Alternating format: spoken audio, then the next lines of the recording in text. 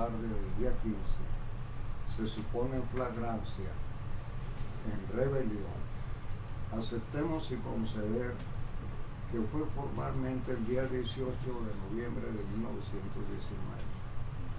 Entonces debió ser puesto inmediatamente a disposición de la autoridad judicial, fuera civil o militar, como lo establecía el artículo 16 constitucional.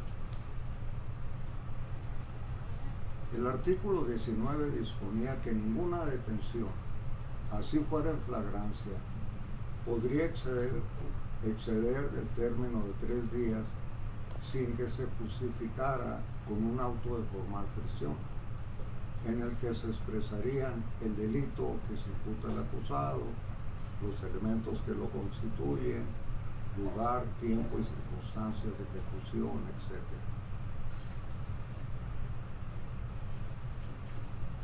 Los partes militares carrancistas dicen que fue detectado más o menos el día 5 que hubo escaramuzas, que cayeron varios simpatizantes de Ángeles, pero resulta que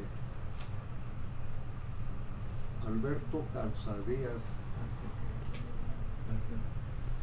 Barrera nos dice, yo les recomiendo, si quieren ampliar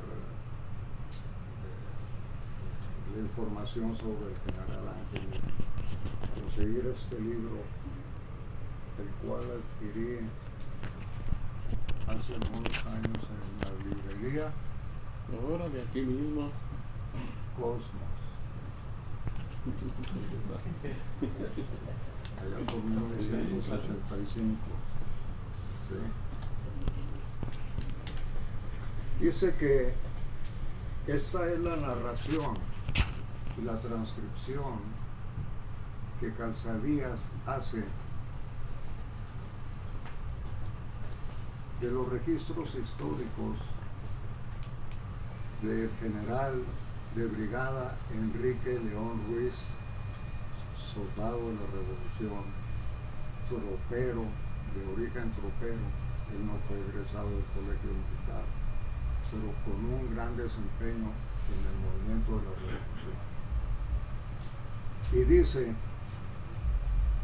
fue el 10 de noviembre de 1919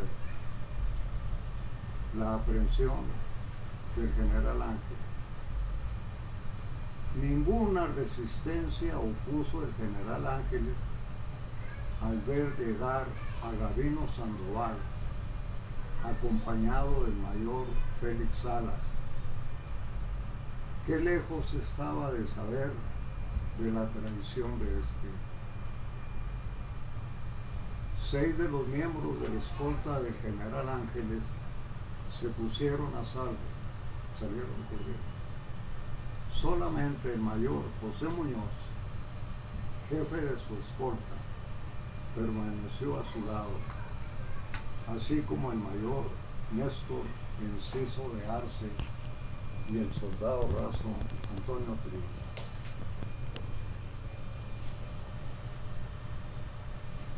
En las actuaciones del Consejo de Guerra se narran una serie de eventos que, según los partes militares, precedieron a la aprehensión del general Ángeles y que hubo escaramuzas.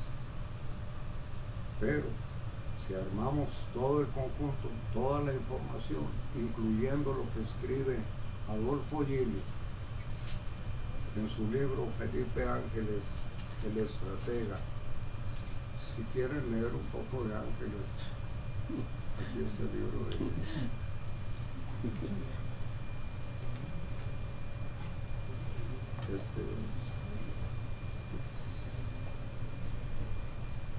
Ángeles dice, eso es falso, es mentira, no hubo tales escaramuzas, es falso esto, es falso lo otro. Siempre se defendió en el sentido de que fue la construcción de hechos falsos para armar la figura del delito de rebelión en su calidad de militar. Pero regresemos 5 años, a 1914. El maestro Jesús Vargas Valdés, prologuista del libro edición primero del municipio de Chihuahua, después del gobierno del estado, Felipe Ángeles, delegado de Un Patriota. Si quieren saber también algo más de Ángeles, aquí tienen otro plan. Si bien no citan la fuente, pero sí a pie de la página 26 de este libro, dice que el cónsul de México en Nogales, en 1914, en Nogales, Arizona, envió un telegrama a la Secretaría de Guerra informando de la llegada al país sigilosamente del general Ángeles, y que meses después, el 28 de marzo de 14, el general Aureliano Blanquet, secretario de Guerra y Marina, emitió el siguiente comunicado a los mandos militares del país. El presidente interino de la República, Huerta, ha tenido a bien disponer que, con fecha 8 de noviembre del año próximo pasado, cause baja por indigno de pertenecer al ejército el general brigadier de artillería Felipe Ángeles, a reserva de exigirle responsabilidades a que se ha hecho acreedor, lo que tengo la honra de comunicar a usted para su conocimiento y efecto, reiterándole mi atenta consideración, libertad y constitución. México, marzo 28 de 14, firmado A. Blanquet. Este documento fue solicitado reiteradamente por los defensores del general Ángeles en el proceso para que se pidiera a la Secretaría de la Defensa Nacional o la Secretaría de Guerra y Marina en aquellos años la constancia de que continuaba en el activo, de que no había sido dado de baja, lo cual el Consejo de Guerra siempre estuvo negando que se solicitara, siempre negó que se solicitara esa información a la hora CDN. Pero el documento solo habría motivado la absolución del general Ángeles por el delito de rebelión como militar, tal vez como civil, porque existe también el delito de rebelión cometido por civiles, no nada más por militares, ¿verdad? Entonces, entrando al tema que me sugirió el doctor, la sentencia del Consejo de Guerra nos lleva a consultar a Aristóteles, al padre de la lógica, sobre el tema que se llama sofismas relativos a las premisas. Entre ellos el sofisma de petición de principio, que consiste en tomar o basar como principio de prueba la misma tesis que se quiere probar para dar por hecho y cierto lo afirmado en la acusación. Las declaraciones e interrogatorios al general Ángeles siempre encontraron total rechazo por los integrantes del Consejo a las argumentaciones de la propia defensa, siguiendo el principio de sofisma de petición de principio. En nuestro ánimo siempre nos va a regir para resolver este juicio, este Consejo de Guerra, que son ciertos los hechos que está afirmando el Ministerio Público militar. Esa era la consigna que tenían de Carranza.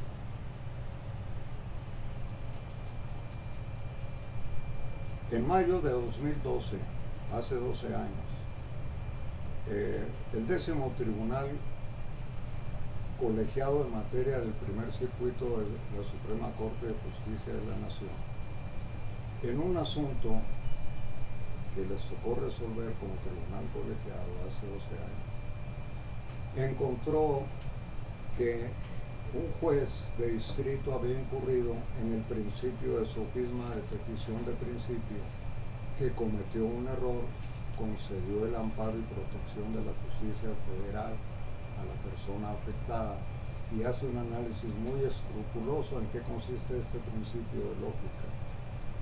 Pero también otro principio en el que incurrió el Consejo de Guerra es el principio de círculo vicioso, que consiste en buscar probar una proposición apoyándose en otra proposición que a su vez solo puede ser probada por la primera. Es decir, la acusación es circular, repetitiva e interminable. El Consejo de Guerra no daba lugar, no aperturaba que se abriera la discusión más que dentro del marco que ellos estaban empecinados en mantener. Y el último, el sofisma relativo a la conclusión denominado ad hominem, que consiste en llevar al adversario a aceptar nuestra opinión, demostrando que proviene de una afirmación de ese adversario o se halla conforme con algún acto por él realizado. Implica descalificación y agresión personal.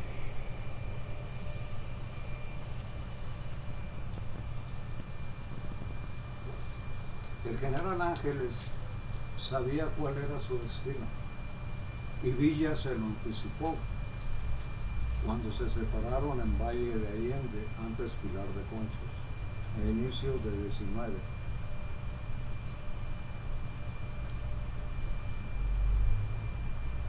Tengamos en cuenta que el general Felipe Ángeles fue aprehendido junto con el presidente Madero y el vicepresidente Pino Suárez en febrero de 1913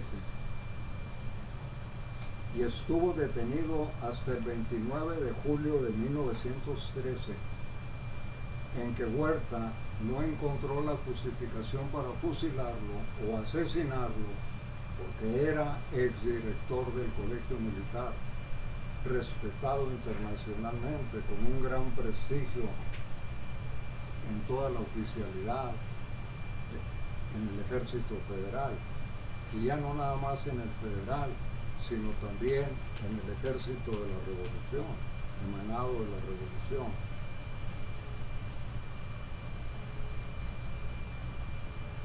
Entonces estuvo detenido hasta 29 de julio del 13, en que Huerta lo manda a Francia en comisión militar. Primero pensó enviarlo a Bélgica, pero por alguna razón cambia el destino y lo remite a Francia, lo envía a Francia. En realidad lo destierra. Pero resulta, y aquí vienen los debates, Carranza le mandó llamar a Ángeles para que se incorporara a él y apoyara la creación del ejército constitucionalista y luchar contra Huerta, o Ángeles por sí mismo se incorporó a Carranza, porque sin autorización de la superioridad, Ángeles abandonó su comisión en París y se sumó a Carranza a fines de 1913. Y se suma por dos razones. Primero, porque era un maderista convencido, un patriota, un revolucionario social. Y segundo, porque sabía que Huerta, tarde que temprano, iba a terminar con él. Esta acción de separarse, de abandonar su cargo, de acuerdo a la técnica jurídica militar, se llama deserción. separarse sin motivo legal del servicio de las Fuerzas Armadas. Pero en octubre del 15 no había legalidad.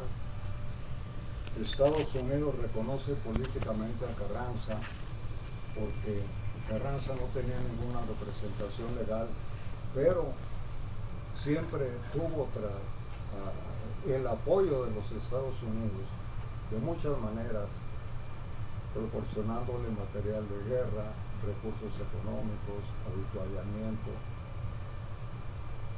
Esto molestó a Ángeles y, apoyado por el general Maytorena, sonorense, trujillista, sale del país. Primero radica en El Paso, Texas, luego en Nueva York y regresa 3 años después, en el 18. Esta salida sería, por decirlo de alguna manera, la segunda deserción de Ángeles. En Nueva York se relaciona con los desterrados políticos contrarios a Carranza, lee a Carlos Marx, a Federico Engels y se convence del socialismo, dice don Pancho Almada, del socialismo cristiano. Este tema de la manera de pensar y cómo fue modificando su concepción y visión del mundo es materia de todo un análisis de lo más interesante, cómo cambió la mentalidad del general Ángeles, incluso si fue permitiendo y avanzando, caminando despacio, separándose de Villa, sabedor que tarde o temprano las fuerzas de Carranza lo iban a prender y sería ejecutado. Es de lo más interesante, que es materia de otra investigación.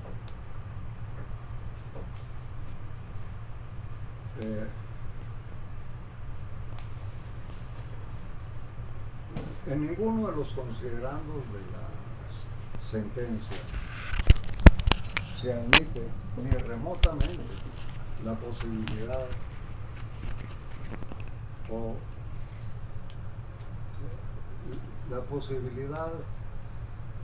de que Ángeles no fuera militar.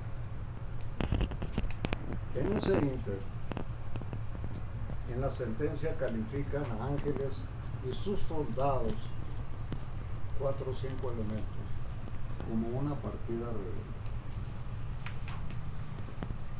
Le reclaman que haya desconocido la Constitución, que no reconoció al presidente Carranza, que siempre se sustrajo a la autoridad del gobierno de la República, que intervino en varios combates sin que se precisen cuáles y que por tal razón incurrió en el delito de rebelión militar. Tal vez la acción de armas por disciplina al general Villa fue el ataque de este a Parral el 18 de abril de 1919 para capturar a don José de la Luz Herrera, jefe militar de las defensas sociales, y sus 2 hijos, Melchor y Severino, hermanos de los generales Maclovio y Luis Herrera, que habían sido villistas, recalcitrantes, comprometidos, pero se pasaron al lado de Carranza y Villa los calificaba de traidores. En ese ataque, en donde triunfa el general Villa, se obtienen muchos prisioneros y Villa ordena fusilarlos. El general Ángeles aboga por los prisioneros y le dice: de acuerdo, están perdonados, no los voy a fusilar, pero los Herrera son míos, le dijo Villa, y los fusiló.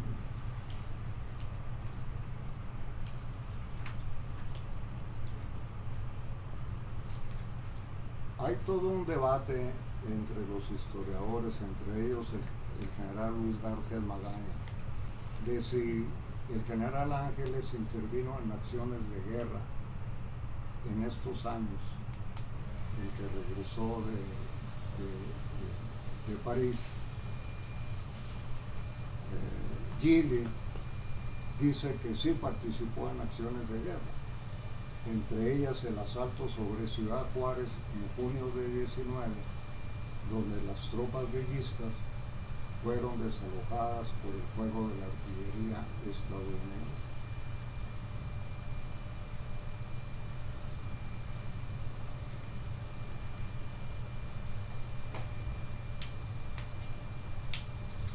Escuchen ustedes uno de los argumentos de la sentencia.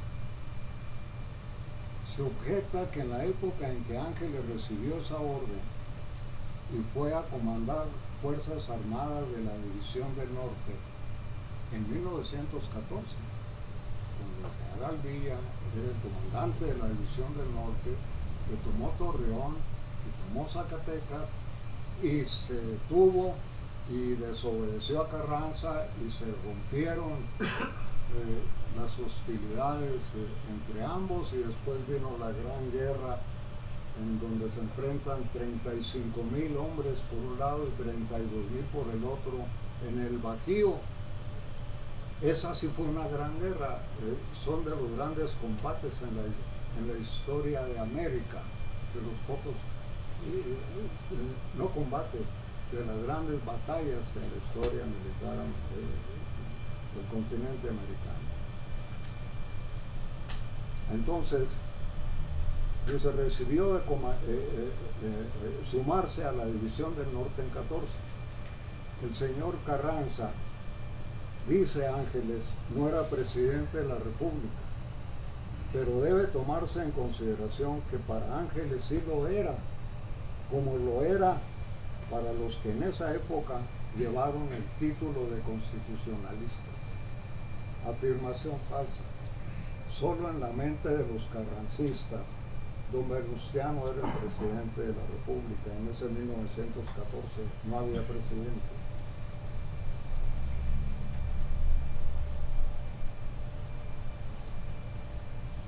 Por el delito de rebelión, al general Ángeles y al mayor Néstor Enciso de Arce les impone la pena de muerte, pero a de Arce se la sustituyen por 20 años de prisión. Antonio Trillo, 6 años de prisión. Carranza ejerció de facto el poder ejecutivo durante 6 años, desde 1913 al 21 de mayo de 1920, aunque ya como presidente electo. Los ideólogos convencieron a los legisladores constituyentes de Querétaro inclinarse por la justicia social, hoy tan manipulada por los dueños del capital, y la espiral infinita de la globalización económica, política, militar y tecnológica unipolar occidental. La discriminación, la corrupción, la simulación, la impunidad y la desigualdad subsiste a la manera del siglo XXI. Ahí están todavía.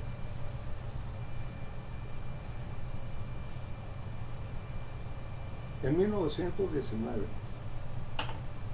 Carranza, comprometido con los Estados Unidos, cometió el error de inclinarse por el ingeniero Ignacio Bonilla, embajador de México en los Estados Unidos, como candidato a la presidencia de México. Esta preferencia provocó la ira de Álvaro Obregón, Plutarco Elías Calles y otros jefes revolucionarios sonorenses. Firman el plan de Agua Prieta, desconocen a Carranza, se organizan, marchan hacia la Ciudad de México por la cabeza de don Venustiano. Ellos sí incurrieron en el delito de rebelión, porque siendo militares se alzaron en armas contra el gobierno de la República. Carranza huye a Veracruz en varios trenes, se lleva archivos de la nación cuantiosos recursos económicos, escoltado por, entre otras fuerzas, el escuadrón de caballería del Colegio Militar, el que en Aljibes, Tlaxcala, efectuó la última carga de caballería que registra la historia de México, defendiendo al presidente de las tropas obregonistas callistas. Después de esa carga, los cadetes reciben la orden de reincorporarse a su plantel. Eran alumnos, eran estudiantes. Ya para terminar, hace años me decía un amigo mío, general de división, artillero, egresado del heroico Colegio Militar: el que a hierro mata, a buen hierro debe morir, decía mi general. Y así fue. En la sierra de Tlaxcalaltongo, Puebla, la noche del 21 de mayo de 1920, soldados obregonistas, al mando del general Rodolfo Herrero, que había jurado lealtad a Carranza, disparan hacia la choza donde dormía don Venustiano y lo asesinan a balazos. La suerte, la vida, el destino y los karmas, si quieren llamarle así. El general Felipe Ángeles jamás imaginó que 6 meses después de su muerte, Álvaro Obregón sería su vengador inmediato. Gracias.